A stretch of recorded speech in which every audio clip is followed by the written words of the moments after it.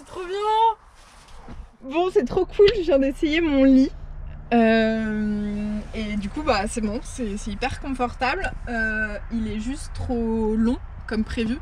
Donc là, je vais le couper au cutter pour essayer d'enlever le matériau qu'il y a à l'intérieur pour qu'il soit plus facile à bouger, notamment en mode banquette. Mais ça fait trop plaisir d'en être à ce stade et puis de pouvoir kiffer le van sur un lit aussi confortable, quoi. Je me rappelle de toutes les étapes et d'être enfin à cette étape là, c'est trop cool. Donc on va essayer de le faire rentrer correctement.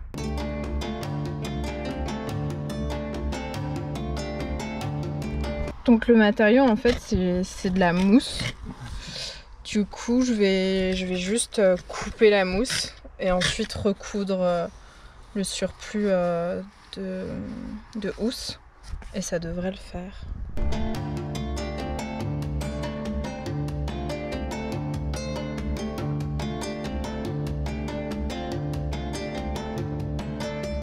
Du coup avec le cutter là j'enlève 25 cm. Donc là je vais passer un petit coup d'aspi partout pour pouvoir mettre le sol enfin. Et en effet j'ai bien changé d'avis parce que j'aimais pas trop la couleur de l'autre. Donc je suis retournée au magasin et j'ai choisi une couleur comme ça. Et c'est toujours du PVC, mais c'est pas du PVC qui se colle. Parce qu'apparemment, en parlant au vendeur, je me suis rendu compte qu'il y avait risque que ça se décolle et donc ça fasse pas joli. En plus, on voit beaucoup plus les rainures quand c'est du PVC qui se colle, alors que là, c'est du PVC clipsable. Je vais vous montrer comment ça fonctionne et on voit pas du tout les démarcations entre deux lattes. En plus, il y avait une promo dessus, donc c'était 5 € le mètre carré, donc ça vaut le coup et je trouve ça plus joli. Bon, on va quand même le poser pour voir si ça fait pas trop bois clair sur bois clair avec le lambris qu'il y a au mur, mais je suis déjà plus fan de la couleur.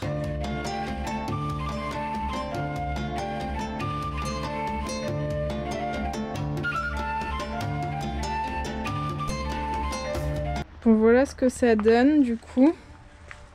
Je trouve ça beaucoup plus joli que le gris.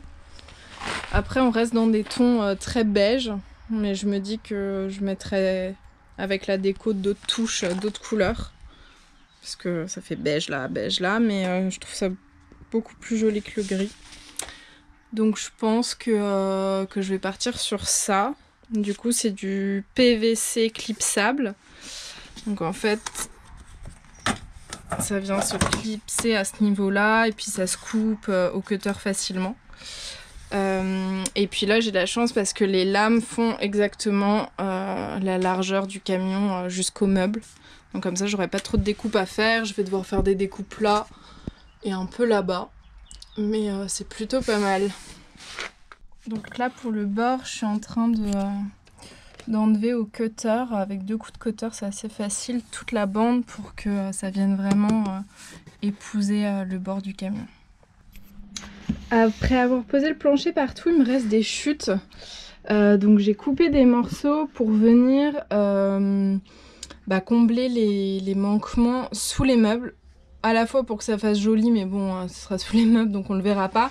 Mais surtout sous la banquette, j'ai des caisses que je tire. Et pour pas que ça bute ici, du coup, je vais rajouter des morceaux.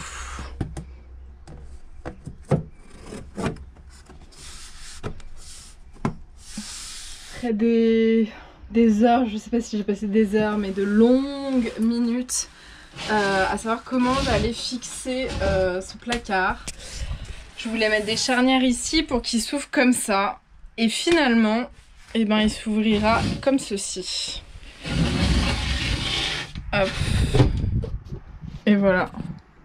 Et le résultat est enfin top. Ouais. J'ai cru que j'allais jamais y arriver.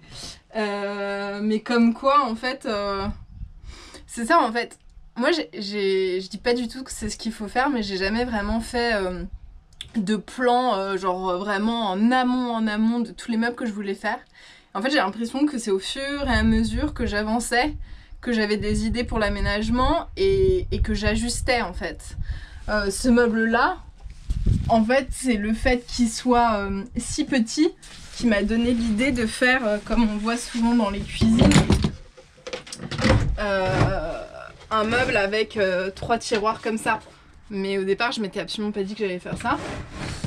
Et là pareil, je pensais que le tiroir, enfin le placard s'ouvrirait comme ça, et en fait bah c'était tellement galère de mettre les charnières et qu'il n'y ait pas soit là un trou ou quoi que ce soit, que en fait je me suis dit là ça va être beaucoup plus simple. Et je sais même pas pourquoi j'ai pas fait ça dès le départ, mais bon. Donc voilà, et je suis en train de finaliser celui de l'autre côté qui s'ouvre du coup exactement pareil. Et en fait bah, quand on met les charnières, forcément bah ça, enfin je sais pas, les mesures ne sont plus correctes. Et donc là, au couteau à bois, je suis en train de limer pour que ça puisse enfin rentrer. Donc c'est vraiment très minutieux parce qu'en fait je l'ai déjà dévissé une fois pour enlever, enfin pour couper, et j'ai pas envie de le faire 4000 fois, donc je vais faire ça au couteau à bois. À la lime à bois plutôt. Et du coup les charnières, voilà, je les ai fixées au tasseau et à la porte. Et sinon, petit ajout aussi de ce que je vous avais montré à l'arrière du véhicule pour séparer le garage. Là, en fait, j'ai rajouté des petits aimants et j'ai fixé là pour que en fait la porte vienne s'aimanter. Et pareil ici. Ah, faudrait peut-être que je la bouge un petit peu plus celle. Parce que ouais, je voulais la mettre là, mais l'aimant est pas assez fort, faudrait peut-être que j'en achète un autre. Mais voilà, c'est un bon plan aussi pour pas que ça bouge pendant les transports.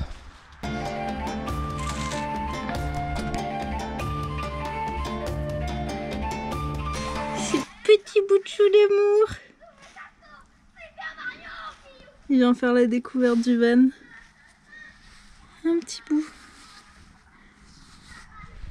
Et concernant les boîtes que j'ai faites qui vont sous la banquette, j'avais filmé en fait comment j'avais fait pour faire les trous. Donc je vais vous faire un petit insert là pour vous montrer ça parce que j'avais oublié de monter cette partie dans la dernière vidéo. Donc si ça peut servir, c'est mieux. Donc là sur les fosses avant et arrière des cases qui vont sous la banquette, bon, j'ai tracé les anses qui me permettront de tirer le tiroir. Et donc là je vais faire un trou avec un gros foret ici pour pouvoir rentrer la lame de la scie sauteuse ensuite et couper avec la scie sauteuse tout le rond. Hello, aujourd'hui est un grand jour pour plein de raisons. La première, c'est que je viens de récupérer mon van qui était au garage toute la semaine dernière. Parce que en fait j'ai acheté mon camion dans un garage cet été.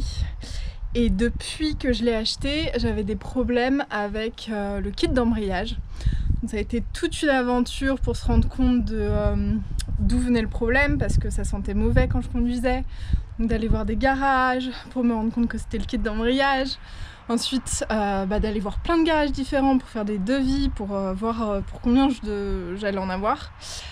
Et changer le kit d'embrayage et aussi une autre pièce qui s'appelle le volant à moteur, ça revient hyper cher. J'en avais pour 2500 de frais en fait. Et ce qui est pas normal parce que finalement c'est depuis l'achat que j'ai eu ce problème là. J'ai acheté mon van 1990 € et depuis cet été je suis en négociation avec le garage où je l'ai acheté pour que ils prennent en charge l'ensemble des frais.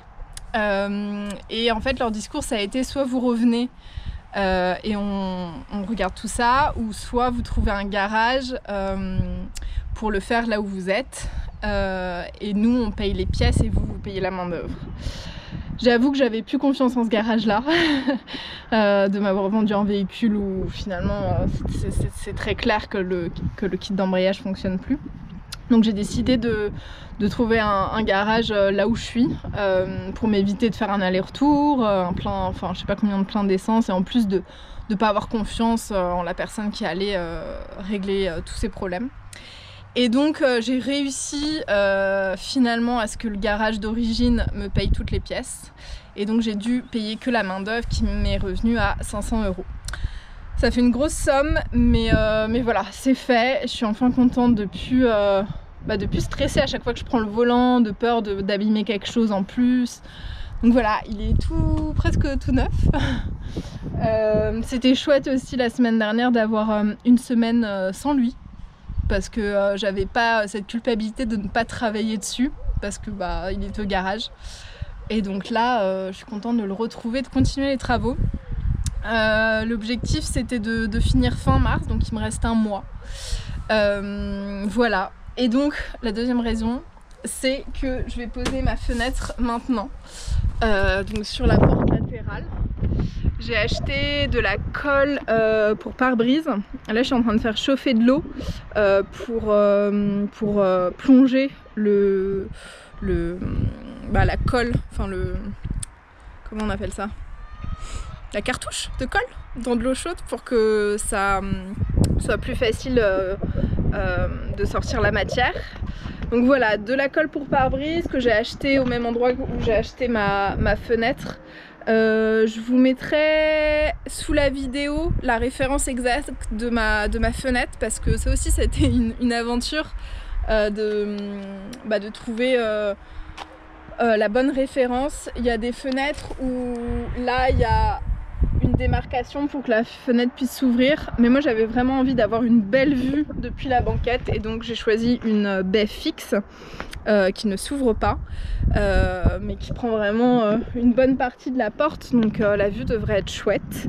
Et puis je l'ai eu pour, je sais plus pour combien je l'ai eu au final, 199 je crois. Je vous mettrai ça en barre d'infos aussi, et je vous conseille, si vous devez acheter des fenêtres, il y a déjà la possibilité d'aller dans des déchetteries. Sauf que moi en fait c'est des fenêtres qui se collent à la carrosserie, et une fois que c'est collé on peut plus les enlever. Donc je pouvais pas opter pour cette option, et vraiment de téléphoner à plein de garages et de concessionnaires différents, parce que franchement je crois que les premiers prix c'était 300 ou même 400 balles la fenêtre, et je crois que je l'ai eu pour 200 € au final, ou peut-être... Enfin bref, je sais qu'il y avait une grosse différence de prix, et je vous mets tout ça sous la vidéo. Donc voilà, toujours en fait demander des devis différents, parce qu'on peut faire des bonnes affaires, et aussi de demander s'ils peuvent vous faire un prix. Voilà, donc la fenêtre, de la colle, un pistolet à colle.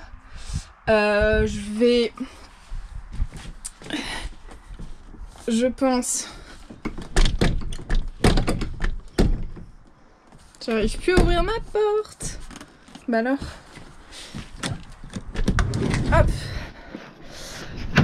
Je pense que je vais couper tout simplement tout le long ici. Donc c'est pas trop compliqué pour savoir exactement quoi couper. Mais je vais quand même mettre la fenêtre pour voir si c'est vraiment ici que je dois couper avec la scie sauteuse.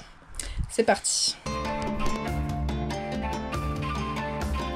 Du coup, dans un premier temps, on a pris les mesures de la fenêtre pour venir tracer à l'intérieur. Avec un forêt, on a fait des trous pour que là, on puisse tracer, enfin venir relier tous les trous et tracer la fenêtre. Et maintenant, on va couper avec la scie sauteuse.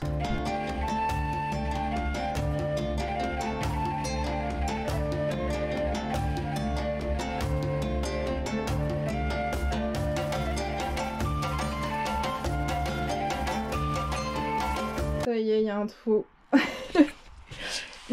Un trou, mais une vue surtout. Après, j'ai eu une petite surprise, c'est que la fenêtre s'arrête là. Moi qui croyais qu'elle allait prendre toute la porte, donc soit c'est la mauvaise fenêtre, soit c'est bizarre. Mais j'avoue que je pourrais aller voir le garage chez qui je l'ai acheté et puis en prendre une plus grande, mais je sais pas, je vais peut-être leur envoyer une photo, mais je me dis que c'est bien comme ça aussi. Voilà. C'est chouette. Après, en fait, à l'intérieur, pour que ce soit joli, bah, faudra que je vois comment faire. Peut-être que je ferai en contreplaqué un truc vraiment qui vient faire le tour pour plus qu'on voit ça. Mais bon, je pense que ce sera... une fois que tout sera terminé, ce sera vraiment les finitions des finitions. Mais bon, le trou est fait. Bruno m'a aidé parce que la dernière fois, je sais pas si vous vous rappelez, quand j'avais fait les aérations, j'avais cassé la lame.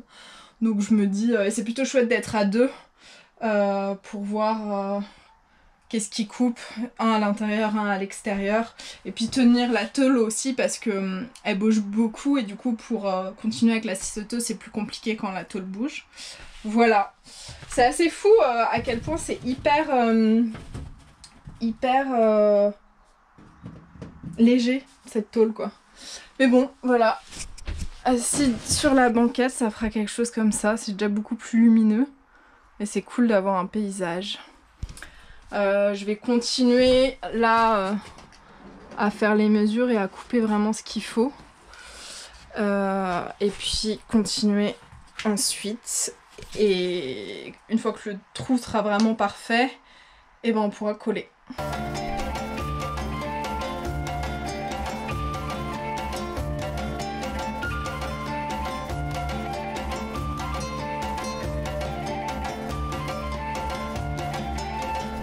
Bon, on a fini à la meuleuse toutes les finitions pour que ce soit vraiment bien fait. On a mis la fenêtre, on l'a enlevé à chaque fois pour bien faire les finitions. Et là, du coup, avec un couteau, enfin une lime acier, je vais vraiment venir lisser le tout à l'intérieur et à l'extérieur pour que ça fonctionne bien.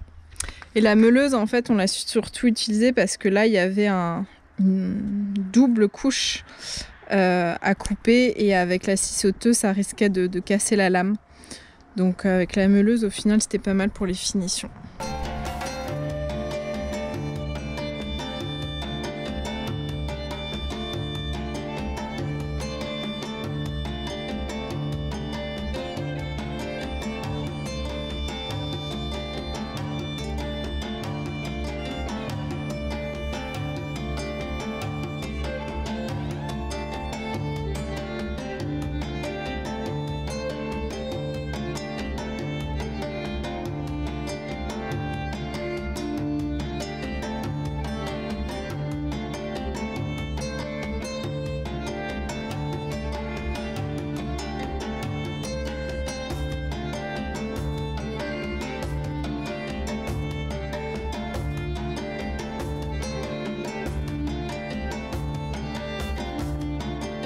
Bon, la fenêtre est posée. C'était beaucoup d'émotions fortes entre le pistolet à colle qui marchait pas, enfin bon. Et il faut quand même aller assez rapidement quoi. Mais c'est bon. Du coup, sur conseil du garagiste chez qui j'ai acheté la fenêtre et la colle, qui est de la colle pour pare-brise, j'ai fait bouillir de l'eau que j'ai mis là et j'ai mis le tube dedans pour que la matière à l'intérieur soit plus facile à sortir avec le pistolet, parce que quand ils font ça dans des garages, ils ont un pistolet électrique, donc c'est pas à la force de la main. Et voilà, c'était déjà assez dur d'enlever la matière, même si je l'avais mis dans de l'eau chaude, donc c'est vraiment une bonne technique à savoir. Et puis du coup, là on a mis des serre-joints avec du polystyrène pour pas abîmer la fenêtre et puis un bout de bois par-dessus. Et là, pareil, polystyrène pour pas abîmer la carrosserie. Et là, pareil, on en a mis deux pour que ça tienne bien. Et on a mis une sangle. Donc c'est vraiment chouette l'endroit où je suis. Même quand je pense pas acheter des choses, et ben ils en ont, donc c'est plus trop pratique. Donc à l'intérieur, ça a bavé uniquement là, donc j'ai pris un torchon pour enlever un peu le surplus, mais sinon ça a pas débordé. Et là, par contre, en fait, la tôle est hyper fine, donc elle adhère pas vraiment à la fenêtre, donc j'ai mis des cales là. Mais je pense que ce sera surtout ici, en fait, que la fenêtre sera maintenue. Et je me dis que peut-être je vais acheter du joint pour vraiment faire tout le long, mettre du joint là pour que ce soit, surtout par rapport à la pluie, etc. Mais voilà le résultat en cours de séchage. Je me rappelle plus combien de temps faut laisser sécher, mais honnêtement je pense que je vais le laisser jusqu'à demain. Comme ça au moins je serai sûre. Voilà, bon, j'ai hâte de voir le résultat quand ce sera vraiment bien posé. Mais ouais, c'est des sensations fortes de faire ça parce que faut pas se rater quoi, enfin, sinon tu repayes une porte carrément. Déjà que la vitre est chère, voilà. Mais c'était hyper précieux du coup d'avoir quelqu'un pour manipuler la fenêtre, pour même psychologiquement se dire qu'on a de l'aide juste à côté, c'était plutôt chouette. Mais en soi c'est pas difficile, enfin il n'y a rien de compliqué en fait, c'est juste pour moi un petit peu psychologiquement challenging parce que j'ai pas envie de me rater. Mais sinon franchement je vous conseille si vous devez le faire et que vous avez envie de le faire seul, mais faites-le seul hein, plutôt que de payer un garagiste à 200 ou 100 balles. C'est plutôt chouette et en plus vous apprenez à faire quelque chose de vos mains. Et dernière petite chose aussi au niveau de la colle, en fait on a vraiment mis une première bande ici. Sur la fenêtre de toute manière il y a un marqueur de l'autre côté et en fait faut pas que ce soit trop près du bord pour pas que ça bave ni que ça bave de ce côté là, et donc on a fait tout le long le tour de la fenêtre, et en haut on a rajouté encore un bandeau pour qu'il y en ait vraiment deux parce que c'est là où la pluie va arriver et que ce soit vraiment bien isolé. Et ensuite on en a rajouté un petit peu là où il y avait des grands pans noirs. Voilà. Enlever les serre-joints et la sangle et la fenêtre tient. Donc c'est plutôt chouette. J'en ai profité pour là faire un joint tout le long. Voilà, bon, c'est à peu près propre, j'attends que ça sèche et que pour voir le résultat. J'avoue que j'en ai pas fait tout le long finalement parce que c'est tellement dur. Pour moi du moins d'avoir un fini assez joli que je me suis dit c'est surtout là où l'eau ne doit pas rentrer. Voilà, et la petite astuce c'est de prendre de l'acétone parce que en mettant le joint j'en avais mis sur la fenêtre et je galérais. Donc avec de l'acétone c'est super facile d'enlever la matière du joint. Et là je suis en train de m'atteler à une autre tâche. En fait le matin souvent quand j'ouvre ma porte j'ai de l'eau qui goutte d'en haut pile ici. Et en fait c'est hyper chiant. Et donc ce que je suis en train de faire c'est de faire une gouttière maison. Vraiment parce que en fait j'ai pris les chutes de pieds de pas de porte pardon. Il me restait des chutes en fait, et plutôt que de les jeter à la poubelle et de racheter un matériau pour une gouttière, je me suis dit je vais les mettre, je vais utiliser ça. Donc dans un premier temps j'ai fait des pré-trous dans ce matériau. Ensuite je suis venue scotcher le matériau ici pour bien faire un pré-trou dans la carrosserie au bon endroit. Et là c'est mes rivets. Donc comme on avait fait pour les aérations, là je vais tout enlever, mettre de la colle partout, plaquer, mettre les rivets et venir les fixer. Donc voilà, on va faire ça. Je vous montre le résultat dans 2 secondes.